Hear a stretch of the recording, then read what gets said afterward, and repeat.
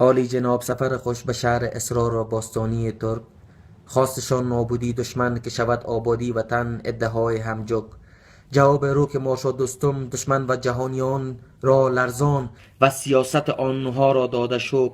بشنوی از تلویزیون آینه، طلو، آریانا، CNN، BBC، تویتر و فیسبوک.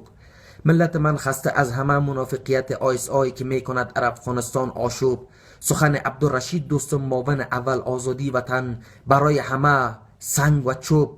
ثقیله، بم، راکت، اتم، لایزر، تیاره، تفنگ، جت یا توپ. ملت افغان در مقابله با دشمن از هیچ نوع دریغ نمی کنند و هیچ وقت نمی باشند چوب. آشوب کند ما سپریم در مقابلش، آنها تسلیم می شوند امروز صبا.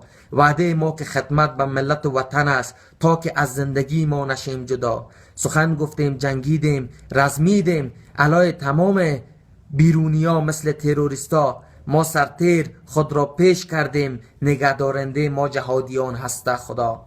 قدر دوستم را بدانید جوانان دل، جنگید با همه با یک صدا. قسم به حقیقت که قهرمانان جان خود را با وطن کردن فدا. وعده عبدالرشید دوستم دین را با دل و جان و با اولادا هم میکنم ادا.